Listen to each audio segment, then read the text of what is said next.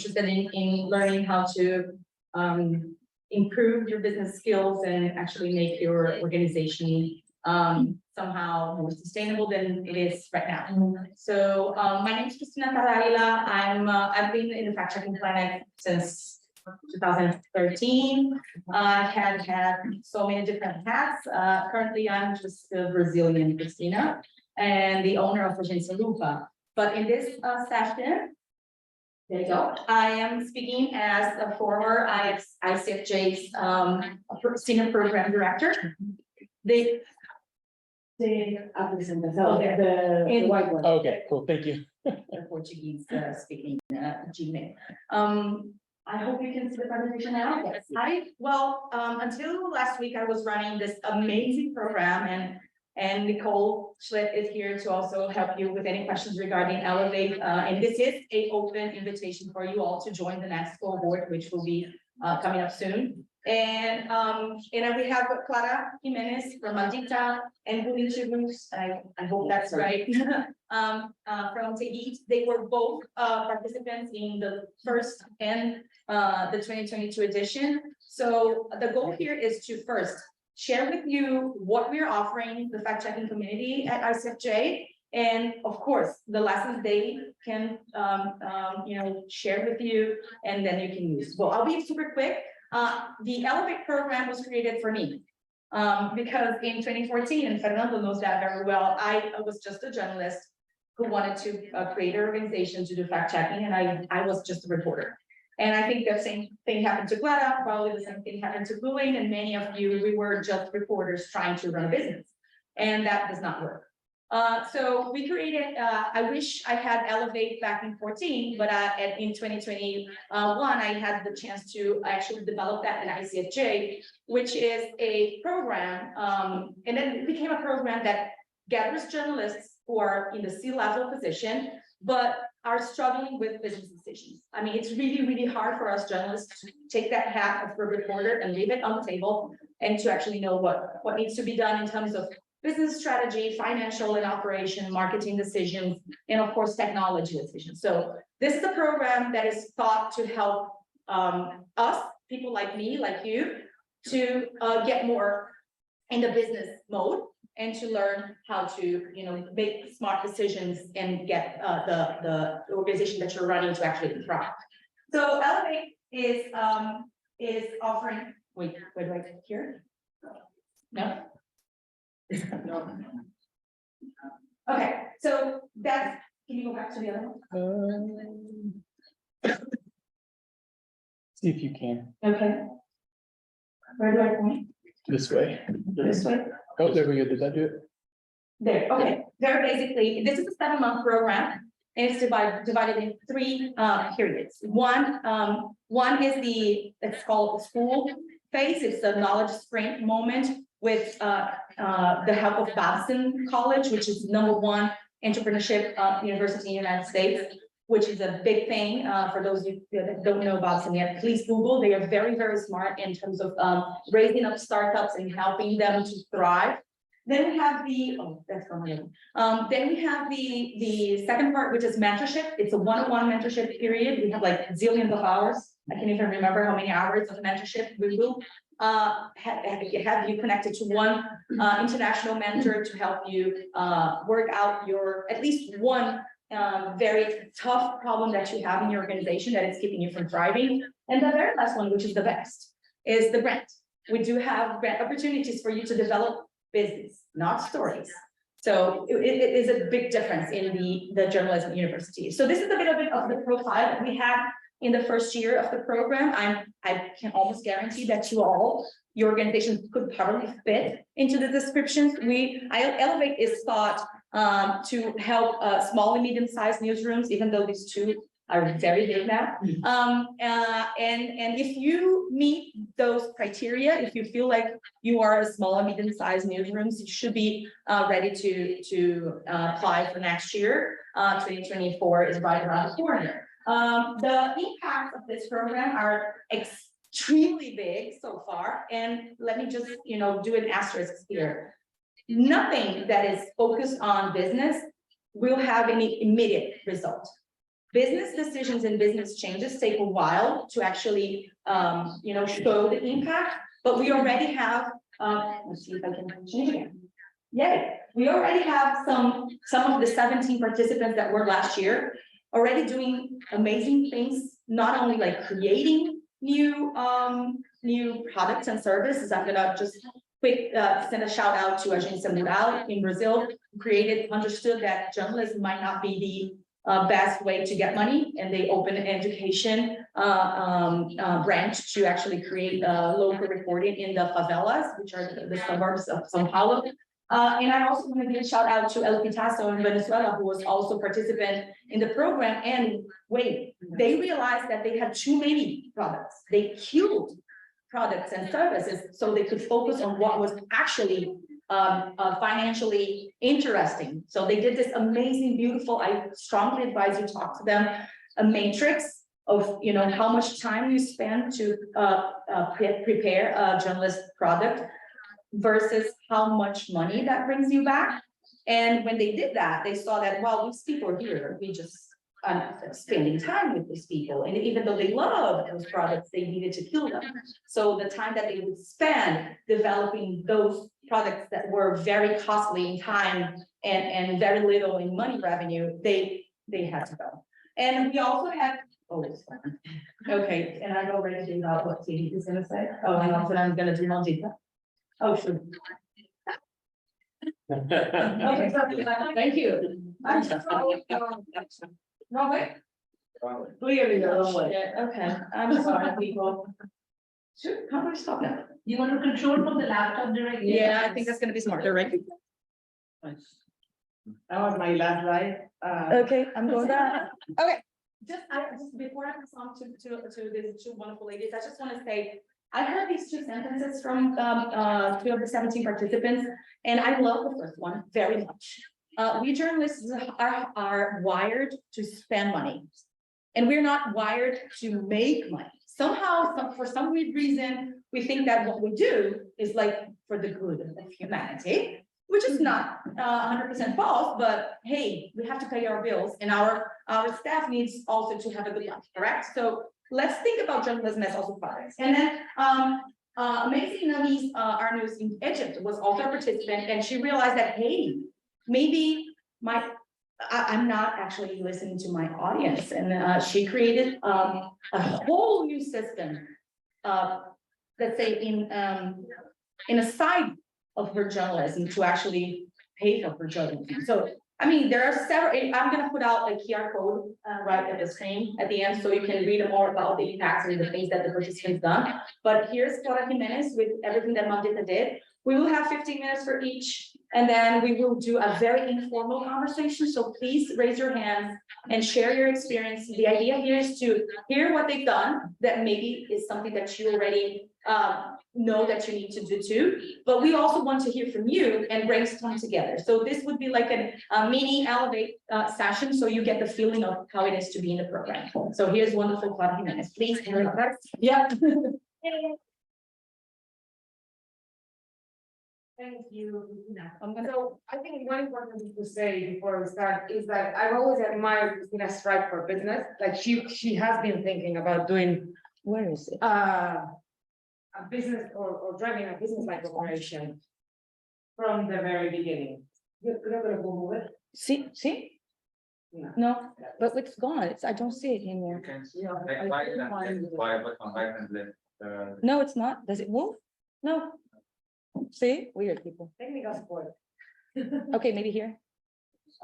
Yeah, I know. Oh, there you go. Okay, got it. Okay. Thanks. So when Christina approached us and offered us to take part in Elevate and asked us to submit the application, she was also very honest. She was like, you will be the biggest organization that goes for Elevate, and I actually want to see if it's useful for an organization your size to be part of a program like this, or do we have to think about it differently? Wait, I'm not touching it. Don't worry. This is like. Okay. So there are Where? Here is one. go to the Second. Okay. there's one thing that you need to know about Malita, and then we can dive into the takeaways from Elevate, which is we started in my living room drinking beer with our laptops in 2018, sorry. We're over 50 people now. Which is to say, in 5 years, we've grown massively, and that means that there are a bunch of things business-wise that we have not done. So Elevate has enabled us to actually stop and start thinking a bit about the things that we needed to do when passing from being 4 friends in my living room to actually being a big company, a big foundation, to be honest. Which, by the way, this is something that I get a lot. Well, if you're a foundation, you shouldn't be thinking about making money. And it's like, I don't make money, but I do need to pay salaries. And I do like raising those salaries every year so that people have better lives. And I do like sleeping at night. I'm not having to think that I'm not going to be able to afford salaries at the end of the day. So that's why I do think a lot about sustainability and about business and about ways of making money so that we can actually pay for the journalism that we like doing within the foundation and we can fulfill our mission. So there are 5 takeaways that I'm going to be talking about today. One is how we went from 2 director gig, which, by the way, for those who don't know, my co-founder is also my husband, which does not make my life easier in any way.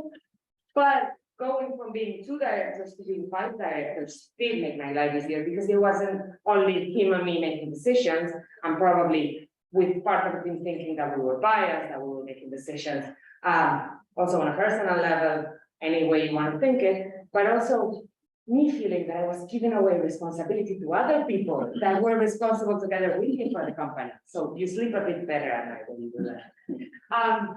We did a strategic plan for the first time in our lives, and there's a lot of people that tell me, "Whoa, now you have a strategic plan and you don't need to fulfill it." Like that's what you do strategic plans for, right? That's sort of true. But there are some takeaways from the strategic plan that I want to share with you that have to do with internal communications and actually having your broader team understand where you're going. One thing that I get a lot, and I get it everywhere, I get it within the European fact-checking standard network as well, is everything is in your head, Clara, but you actually need to put it in a piece of paper and communicate it to the rest of the people. And the strategic plan helped us a lot to do that.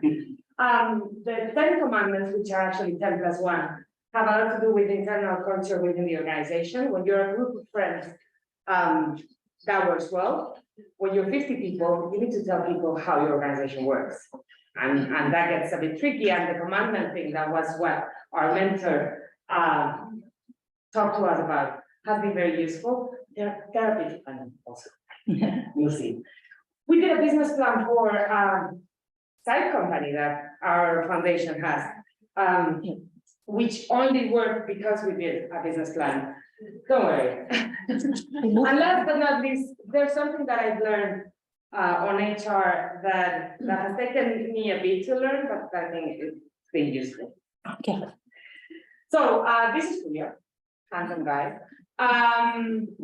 So Julio and I have been co-workers since my first job on TV. He was my boss, actually. Alongside with Carlos, by the way. But we started Maldita when we were not a couple. We liked working together a lot. We really enjoyed. I wasn't planning on talking about my personal life. Suddenly it happened. So we co-founded Maldita. We were very, very good friends. We were co-workers on a national TV station, and we co-founded Maldita, and then things happened. And we have been. I was going to say balancing personal and professional life, but I wouldn't say that we balance anything. We have been struggling between personal and professional life and fighting a lot. Because when you work with your husband, you fight a lot, it happens. You talk about work all the time. And you have a lot of responsibility on your shoulders that you take home every night, and that you both are in bed looking at the ceiling thinking, fuck, this month we're not gonna make it. This month we're gonna work. And we was like that for a long time. And when we started talking to Elevate, we had already started giving our responsibility, like I have Jimena, who is a big piece in this puzzle. You all know Carlos, you all know David, which is our CTO and our engineer, and you don't know our financial director because he doesn't come to conferences, but they were all there, but we had not given them public responsibility. So we had not told the team, hey, we are 5 directors. We have a CEO, a COO, a CTO, a CFO, and an editorial director. We have not done that. And if you don't communicate to the rest of your team that there are 5 people that you need to take responsibility to, then no one knows. So that made a big change for us. To the strategic plan. So let me tell you a bit about how we did this strategic plan. Our understanding was that it didn't make a lot of sense that Jimena, Carlos, Julio, and I, and David wrote a strategic plan and then told the rest of the team, hey, this is what you're going to be doing the next 3 years, right? Our understanding was that we needed to work with the team to actually write down the strategic plan. So we went to a rural house for a weekend and we worked. And this is how Maldita does things. Like there would be a lot of people that would go to a hotel and to a fancy place. We rented a house and we did our best sitting around and handling things. And who came to that meeting? Well, basically everyone that has some kind of team below them. So every area coordinator, whether they're editorial or project or education, they all came to this meeting. Can you put the next one? Yeah. And what we did is that we gave groups of 2 or 3 people the responsibility of one of the things that we needed to look within the strategic plan. I'm going to run through them so that you understand how we came thinking about this. The first one here is called journalism and investigation. Internally, we call it periodismo para personitas, PPP, which is journalism for people. Okay. Yeah, because one of the things that we've noticed and one of the sessions that we've been having over the last 3 years is, yeah, fact-checking methodology, data journalists. We had started to do this very boring journalism that no one could read. They were like 5 paragraph or 8 paragraph articles that were very in-depth, but no one could understand. So we are training now the newsroom, thanks to the strategic plan, in trying to do shorter content, more to the point, much more explanatory, much more what Maldita originally was set up to do. I think we were doing so many things and the team had grown so much that we had lost the balls of what we originally started doing, which was snappy content that you could read on social media. That's how Maldita started, and we have lost that. So we started working on that again. The tech product and product development. There's an important thing about Maldita, which is we have a big technological area. We have a tech company, but we also invest a lot in developing our own technology for our newsroom, but also for the people we serve. So we want to continue doing that and to continue evolving those tech products. On community and external communication, I think that's the 3rd pillar of what Maldita does, which is we create community and we engage with our community. I don't know if you've heard about our superpower program, but we, instead of having a membership where people give us money, we have a membership in which people give us expertise. So we have a database of experts that we can call at any time and that will help us solve our fact checks and drive our stories and give us insights and context and participate in our Twitch programs and everything. Public policies and discourse, this is basically Carlos. But this is a big part of what Maldita is doing nowadays. And we are committed to that with the European Union. There's a lot of policy discussion. Carlos is very good at doing that, and he's also doing that for part of the rest of the European community. And we understand that that has to be within our plan for the next 2 years still. On education, one of the things that have happened to us is we have a media literacy team of 7 people now. And we were doing a bunch of stuff that wasn't really focused. Like someone called us and we did a training course We had a master's degree. We were saying we were focusing on the elderly, but we were also going to high school. So we sat down and said, okay, what do we want to do? Where do we want to go in education? And we wrote a list of things that we want to do in the following 3 years, and then they might not happen. That's what it is. Strategic plan. And then the last three that I think that are the most important ones for Elevate, or our learnings from Elevate, are cooperation, sustainability, and organizational culture. On the cooperation side, it should that they're probably international cooperation. Our understanding is that we are at a point in which we need to convey with many other stakeholders, not necessarily from the fact-checking world, to be able to think about the future of fact-checking. And we want to dedicate part of most likely my efforts and a bit of Carlos' efforts and a bit of Jimena's efforts to think, who do we need to work with so that Maldita still exists in 5 years? And there's a chapter that's dedicated to that, and some initiatives that we're working on that you'll hear from at some point. On the chapter of sustainability, we need to pay for all of this in general. And one of the things that we are trying to do is diversify as much as we can. And we are exploring things like working with consultancy agencies, because honestly, what we do for Meta is consulting. Yeah. And we can do that for many other people. And we can make a lot of money out of that. The only problem we do have is we have no idea of how to run a consultancy agency. It's impossible for me to bullshit someone to pay me a lot of money to give him 5 pieces of advice. But there are people that know how to do that. So we're looking for partners that strategically can help us get there. And last but not least, organizational culture. One of the things that happens when you have an organization that was 4 people in a living room and suddenly it's 50 is that everything that you've thought of, that you've praised, that your organization should be, the people that have entered in the last 3 years probably have no idea about. So one of the things that happens in Maldita right now, and this is an ongoing conversation among the coordination team, is we were all here at the beginning. We've seen this when this was shitty, when we were all making very low salaries, when we were struggling at the end of the month. And we feel that this is our house and we're committed to the mission and we feel this as family. The people that are 20 years old, that this is their first job, that have never worked with journalism, that have never seen the shit, they think Maldita is just like any other job. They could be here, they could be anywhere else. And that is because they don't have any other experience, but it's also because we haven't been good at explaining why Maldita is so cool. So we are trying to work on a chapter about why is it so good to work at Maldita? Why should everyone want to work here? Why should that be something that retains talent for us?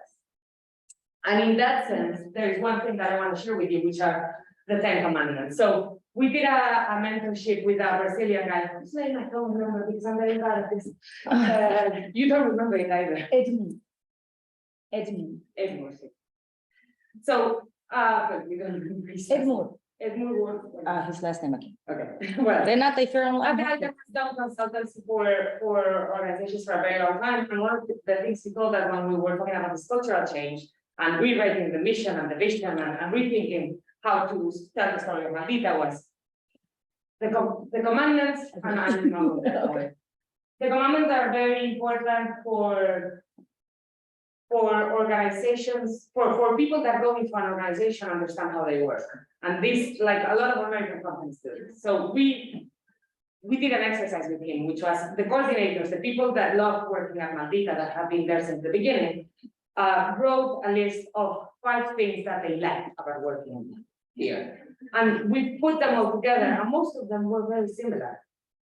So there was a sense of belonging in very specific things. So let me get through them very quickly. I've done a Google translation, so there might be a bunch of them that make no sense before me. So we are useful, our goal is to help. I think that everyone in this room would commit to that one. We play as a team, inwards and outwards. collaboration is how we understand the work that we do. We always answer, and this is where it's a cultural thing, but it's also understanding what working in Maldita is. We never leave an email unanswered to a colleague, even if it's just to tell them, hey, I can't do it. It's okay, I'll answer tomorrow, and if it happens, we apologize. We are diverse at all levels, but also at work. We think from diversity, and we understand that diversity is very important in our newsroom. And for example, 25% of Maldita's newsroom has not been born in Spain. And that diversity is also important. We are personitas. I was unable to say this. So we are little people. We have unprecedented, we have families, we have problems, we get tired, and we have empathy towards those problems. We share, and this is also super important. One thing that we do in Maldita every Wednesday or every other Wednesday is someone that has something to teach to the rest of the newsroom shares with them their learning. Sometimes it's something that they really like, not necessarily super important for fact checking. Often are things related to the work that we do. We do more with less because we are still a non-profit organization, and because we still understand that the money that we have has to be put into our mission, not into flying first class. So anytime that we can save money, we save. And we go to a rural house, and I go and make pizzas for everyone at the rural house, even though I'm very tired, because it's more fun as well. Because I was a Girl Scout, and that this remains something. We are responsible and committed with what's ours and with what's common. And this, which sounds like very beautiful, is just to say, clean the fucking kitchen when you're done. Okay? We tell each other things, so if we have a problem with somebody, we don't let it go and just see how that gets worse and worse. We actually go and speak with that person, and we take care of ourselves. We greet each other, we say goodbye, we joke, and we celebrate with breakfast. And there's one missing, because you can see it, is the plus one, which is we are good people, be good people. There was a huge debate with that one. Should it be kind? Should it be nice? We said that we actually want to work with good people. Otherwise, this is not interesting. I have to go, and I'm going to make it very quick. This is our company. We run a tech company that creates chatbots, specifically for fact checking, but also for other non-profit media organizations. We are WhatsApp BSP. We have a lot of fact checkers that have onboarded with us. Yet we didn't have a plan further than Meta paying us to have fact checkers on the API, right? So one of the things that we did with Elevate was sit down and think. These are the clients that we're going to look for. This is how much we're going to charge them. This is how we're going to do it. And that made a big difference for us, because now we have clients. Before we didn't. Basically, we were looking for them. We didn't have a business plan. We had a company, and we didn't really know what to do with it. And we had a technology, and we didn't really know what to do with it. Now we're focused. And last but not least, this is something I learned with Elevators. Sell your product wherever you are. This is a company. Go and take a look. Perfect. HR. And I don't want to leave with the sad note, but one of the things that I've learned this year is that it's okay to let go of people. And that has been it's been a tough learning. I think that when someone comes to work in Maldita, my feeling is always, oh no, they're part of the family, to put it some way. I know this sounds very patronizing, not very bad, but we do run Maldita, not in a, like, we want to be nice to people that work with us, and we understand that this is a job, but we also understand that we take care of the people that work with us. And I think that for a long time, I didn't want to let go of people, and I didn't want people to leave. And I've come to understand that Maldita is in a different place, and that there's some people that work with us at some point that are not working with us anymore, and that's okay. And it is a tough learning, but I think it makes Maldita better, and it probably makes those people better. I've learned how to sit down with someone and tell them, hey, it doesn't make a lot of sense that you work here anymore. And I think I've learned to do it in a constructive way, so that they understand that they're going to get a better life elsewhere. And Maldita is going to fight more.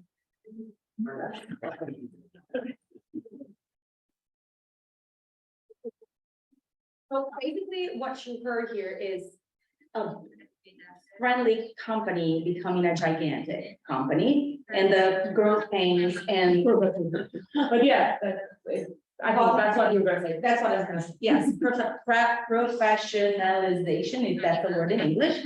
That's what we are seeking here, that's what I am personally seeking, I know so many of you have one revenue source, which is not clearly lasting for long. So think about that, and I'm just gonna go with the lean, 15 minutes. Applause, please.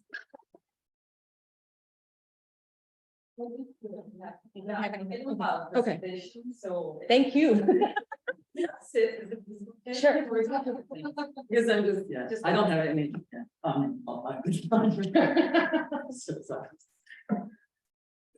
So yeah, of course, I feel Clara at so many points, and I'm sure you, yeah. And that is really good. I also suggest talking with the peers, especially on such a things, building new business model or just managing team. Yeah, they're all hard things, and we have to just support each other and find spaces and places to discuss and more. And I'm Rimin, I'm a co-founder of Teats, but I actually spend a little bit long time to earn this title, I guess. So because I actually started as an editor, but I just always was part of the team at the beginning. But yes, I actually in case history actually is also my history, because I learned so many things in the business. The Elevate program actually is kind of a critical point for me too, because our other founder of the account, it is more like to loving doing business and selling something and just really ambitious to earn money. So I'm not that person. I'm just more, we have to be more, I don't know, impactful. We have to just, yeah, I actually don't know that much things to how we can just earn money. So I thought that I have to just develop myself on this topic, and I really need to learn something how we can just starting new revenue models, starting new businesses. So it's because I actually can say that this is the first step for me to when Chris approach us. I thought that, yeah, at some point I have to admit what I just don't have. And I really have to build something really with the chance of this program.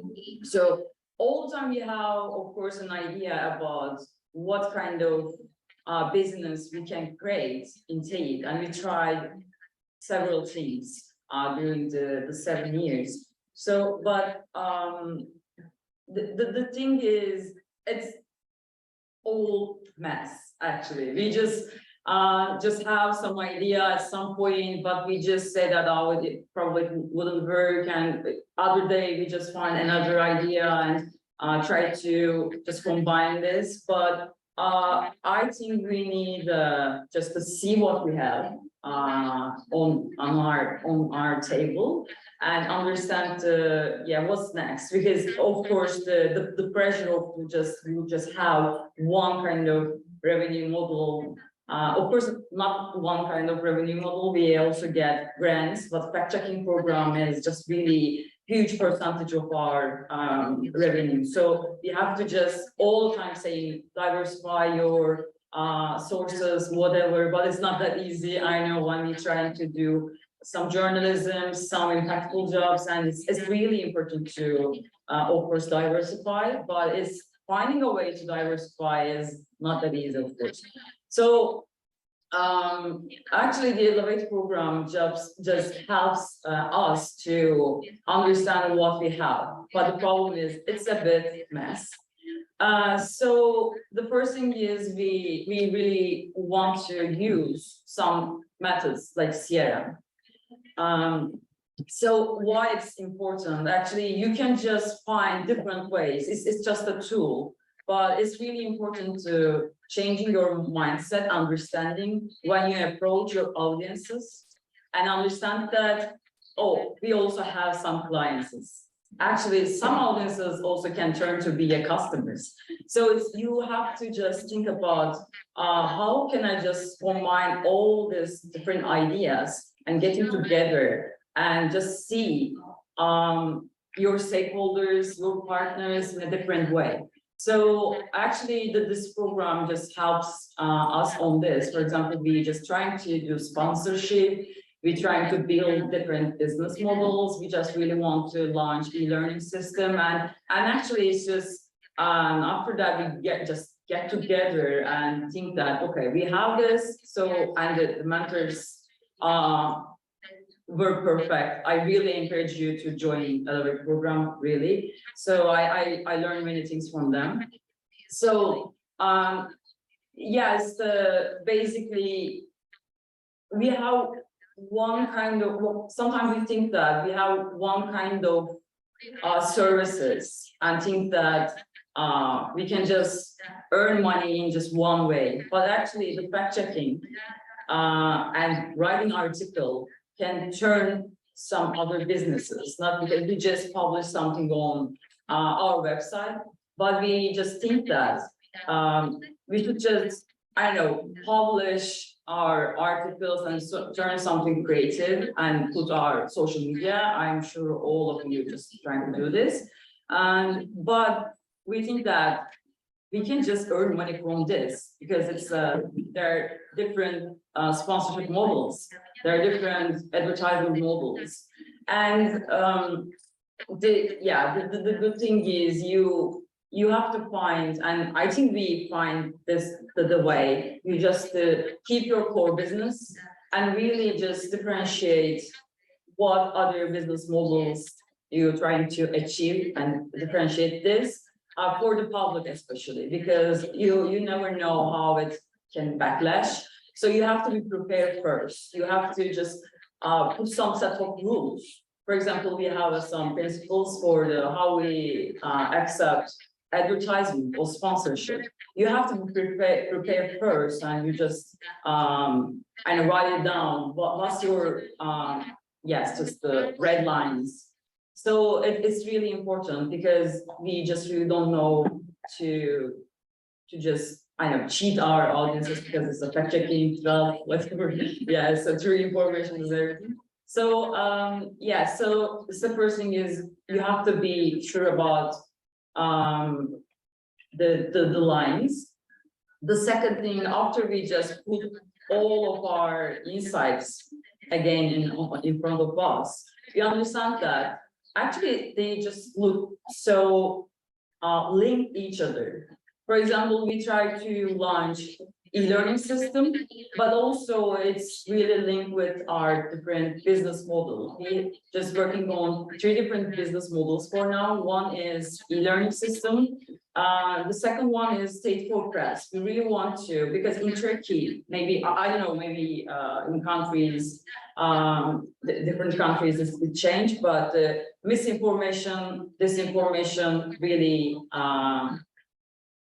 while in newspapers, in traditional media organizations, even in TV channels. So we all the time just, have fights with the news organizations, very, the pro-government, anti-government, it doesn't matter. So it's really important, actually, potential clients for us. We have to just convince media organizations to just getting consulting, getting, and be a subscriber of the program of TAIT, because they need this, because they don't have any specific fact checker in their newsroom. So and most of them is not actually are not rich, so they don't have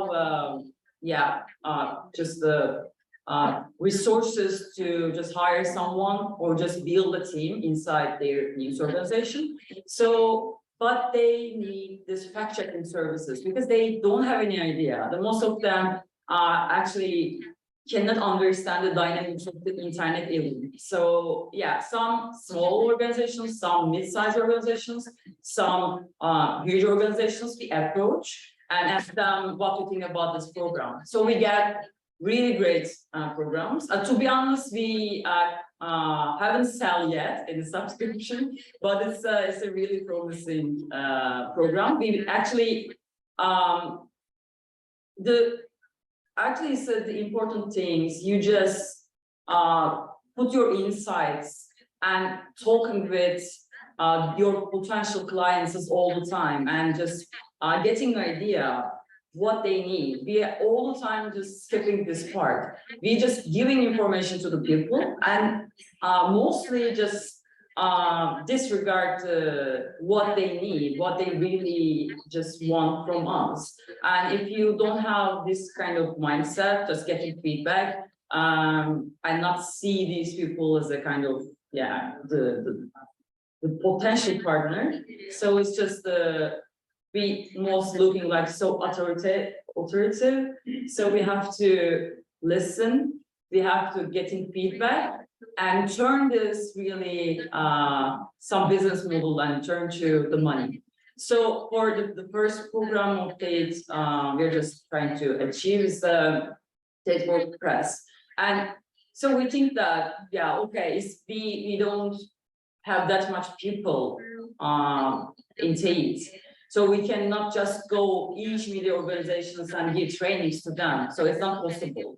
So it's so time consuming and it's not clever. So we just say that, oh, okay, we can just launch our e-learning system now, and we can just combine our learning system for the media organizations, for the young journalists, and they can just getting help from this. And then they can also get benefit from the other services we can just give them. So I think it's just a thing you have to look your job in a different way, because we all the time, so busy and stuck just doing what we are doing. So we have to just change our perspective sometimes and looking in a different way to our jobs. And of course, getting help is something really important, because again, in the program, the mentorship just help me just think about, maybe we can just approach like this, or we can change this kind of business model in that way. So it's really important to think in a different way. So our Tate for business model, again, is just I know for at the first year, all the time brands approach us and say that, can you fact check us?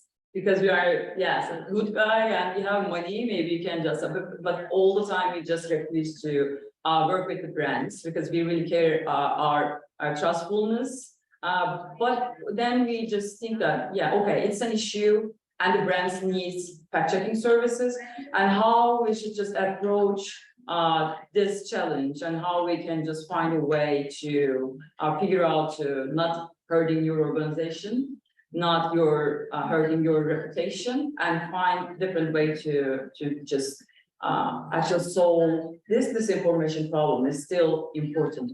And brands have money, of course. So in this program, we really want to preparing a special reports to the brands, and just giving them the different services and consultancy and risk management. Risk management, I don't translate it right now, but it's a kind of services again, it's a kind of a consulting. So it's we also just think that how we just can combine this kind of works with other businesses. So it's the thing is, you just remember your insights and try to look different these insights, and just trust yourself. And I think maybe the last stage is you have to try, because it's if you just don't try, you never know if it's getting money or not. And it's really important to just admit it. Oh, it's not working, then just stop at some point. I think it's really important. So for me, I can understand you just understand your clients, you have to segment your audiences, whatever. So because Oh, okay, so yeah, yeah, that's it. So I mean, yeah, it's the basically, yeah, the changing mindset and looking like your audience is like, in a different perspective and looking your job in a different perspective is, yeah, key, I guess. Sorry, everyone, I thought we had 20 minutes more. So, I'm gonna ask them, we were to be asking questions among us, but I really want to open the floor for maybe two very super quick. Yes, let's go. I think you have to come. No. Yeah, that's Sorry. Gotta be quick and quick answers, please. I'll be quick. How time consuming is the elevator program? Great question. It's the first track is 6 hours a week commitment, which is a lot. And then later it's up to 8 hours for 2 months in membership. And I do believe that's very little. Can I say something?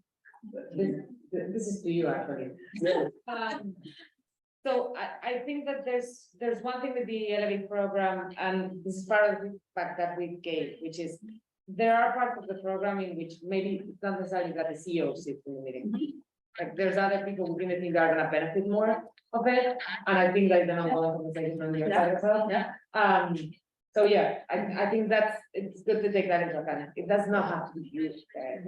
One important take there is one of the things we measure as our KPIs to achieve as program is how much time do you spend talking business, talking finance, talking operations, talking marketing and technology at the beginning and at the end. The idea, guys, is you're just talking to write, recording and editing. That's my invitation for you. Fernando. Concerning consultancy, what are we talking about? Can you give more details on what are your So plans? this, What type of info? we haven't done anything yet, but we did one thing, But not, what are you planning to do? so not part of this strategic plan. There's one thing we did in the past with Banco Santander, which is we had an alert system for them. Whenever we saw something on this information that affected their brand, we would tell them, hey, this is out there. So they could decide whether to run a communication campaign or not. And the other service we had with them was, if you have a crisis communication on this information, we can help you get out of it in the sense of you should be doing this, put this piece out, say this, put this press release out, those kind of things. I think that's something that we are good at doing, managing crisis. Completely agree. Any other 1 minute question? No more. No? Yes, let's go. No? Okay. Oh, yeah. You have one? Go for it. Just, You'll have to repeat it. do you wanna go for it for the questions? I have Can we go? And meanwhile, the mic gets there, I'm just gonna say, this is the mindset change invitation, guys. And of course, they will never have time to explain everything they did in 7 months. So I really invite you to reach out to them and go on conversation. Go. I have a, can I hear it? They can, we can. Yeah. Okay, I have a question to you, to Margarita founder.